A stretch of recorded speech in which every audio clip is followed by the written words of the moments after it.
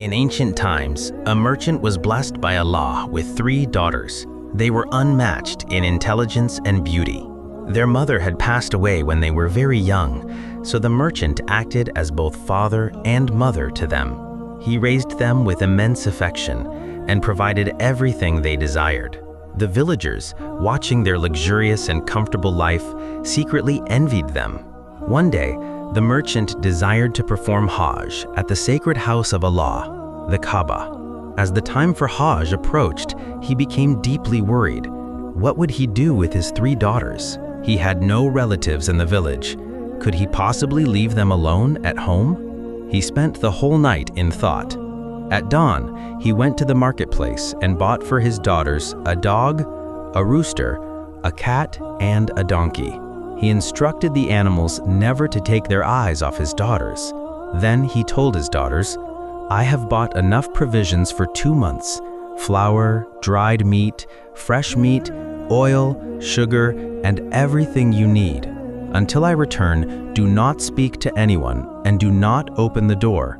If you need something urgently, one of you may climb to the rooftop and call the neighbor aunt. When I return, I will repay her for whatever she provides." After saying farewell, the merchant departed with the caravan.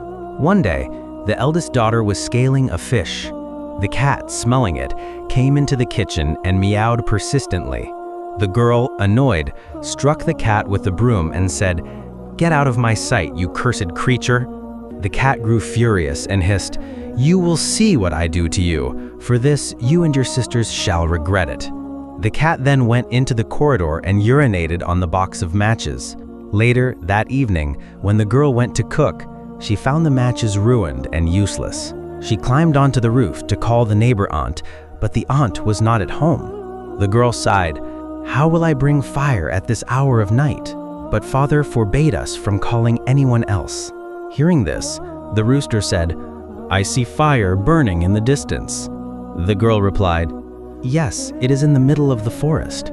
So the 3 sisters set off toward the fire. Walking deeper into the forest, they reached a hut. The eldest knocked on the door. A woman opened it, her face partially covered with cloth, and in a harsh voice she said, "Oh girl, what do you want?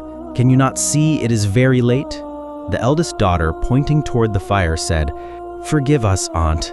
My sisters and I have come to ask for a stick of fire to cook our food." The woman, seeing the 3 plump girls, smiled cunningly and said, "I will bring you a knife, so you can cut a stick yourself." Inside, the woman's appearance grew dreadful as she bared her teeth. She was in fact a witch living in the forest, though the sisters did not know. She now planned to devour them all. She sharpened a large knife until it was razor sharp, then handed it to the eldest girl. As the girl cut a stick, her finger slipped and was cut, and she began to cry. On their way back home, blood dripped from her finger. The dog ran behind, covering the drops of blood with earth, but the cunning cat dug them up again so that the witch could follow the trail. Back home, the girl bandaged her wound with a piece of cloth. The sisters cooked their meal and kept some glowing embers aside to use later. As usual, they went to bed early to save their candles. Meanwhile, at midnight, the witch followed the blood trail stealthily until she reached the merchant's house. She muttered, "Tonight I shall eat the eldest daughter." Standing at the door, she began to sing in a distorted voice, "3 young girls with flesh so sweet, in a house with glowing heat.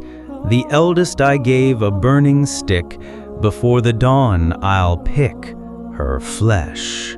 The dog brayed loudly, "My master entrusted me with their safety. By Allah, you shall not taste them." The witch leapt upon the donkey and devoured it, then returned to her hut, muttering, "They did not lie calling you a donkey. Had you kept silent, you might have lived. Your meat was not so tasty, nor did I get to cook you as I wished." The next night, at midnight, the witch returned and sang again, "3 young girls with flesh so sweet, in a house with glowing heat. The eldest I gave a burning stick, before the dawn I'll pick her flesh." This time the rooster crowed, "My master entrusted me with their safety. By Allah, you shall not taste them." The witch snarled, "What an ugly tongue you have! Tonight I will teach you manners." She pounced on the rooster and ate it, feathers and all, but the rooster was not satisfied her hunger. So again she sang, "Three young girls with flesh so sweet, in a house with glowing heat.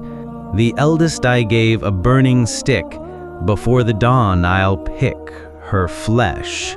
But now the dogs stood before her, barking fiercely. "My master entrusted me with their safety. By Allah, as long as I live, you will not reach them."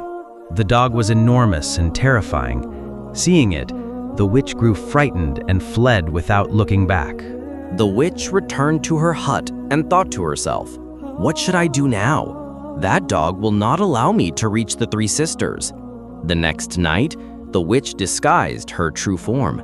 Carrying a tray of butter and honey on her head, she came and knocked at the door. From outside, she claimed to be their aunt, Mabruka, but still the girls did not open the door and instead stepped back in fear. The witch said, "Do not be afraid. I came to check on you. Your father sent me with food and to spend time with you, to tell you beautiful stories.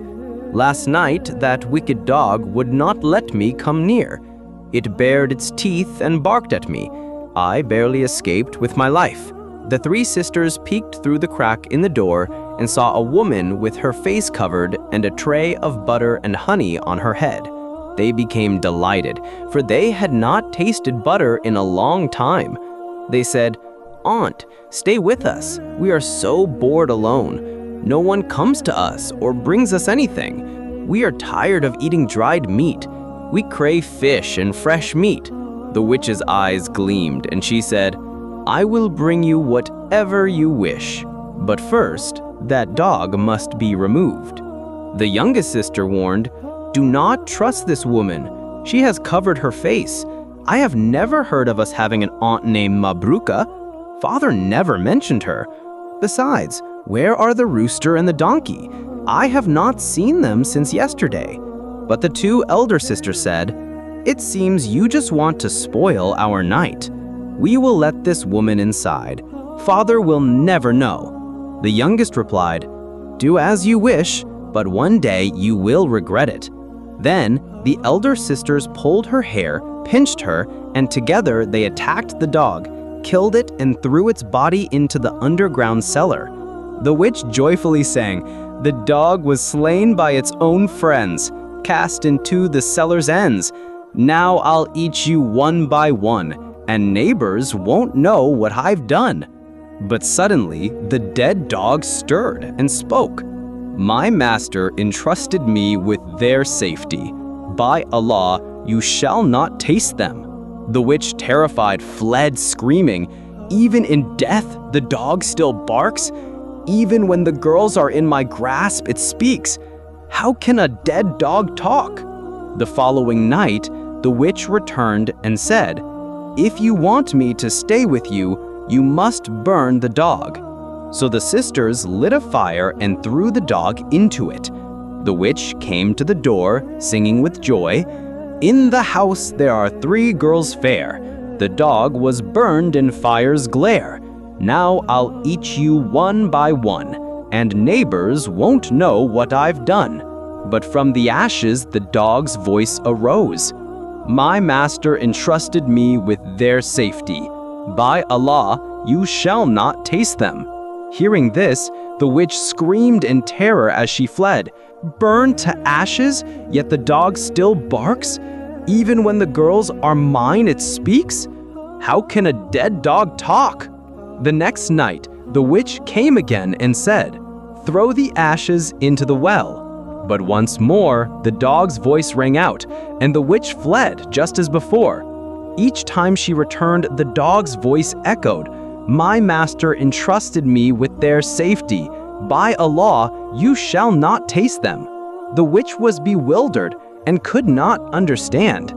At last, one day the father returned from Hajj and asked his daughters, "Where are the rooster, the cat, the donkey, and the dog?" The youngest sister told him everything. Then the father said to them, Your younger sister spoke the truth. I have no sister. That woman was a witch who tracked you and discovered your home. If not for the faithful dog, she would have devoured you. I will certainly take revenge upon her." The daughters wept bitterly for the dog and repented for what they had done. Then the father dug a large pit before the door, filled it with fire, and covered it with sand so it could not be seen. At midnight, the witch came quietly toward the house. Hearing no sound from the dog, she danced with joy and sang, "At last I am free from you, O dog. After defiance, into the well you were cast and burned to ash." But as she stepped forward to the door, she fell into the hidden pit and was consumed by the flames. The father and his daughters rushed out and hurled stones until the witch was dead. Then they dragged her corpse out and threw it to the dogs. The next day, they went to the witch's hut and found in the corridor a chest filled with gold. They brought it home, and the merchant became one of the wealthiest men in the city. He built a grand palace in place of their old house and bought new dogs for protection. The merchant then lived happily with his 3 daughters. As for the cat, he began to care for it with kindness until it became their friend. Dear viewers, thank you so much for watching this video till the end. Please take a moment to comment your name and from where you watch the video, because whenever I get time, I will come to read your comments, inshallah.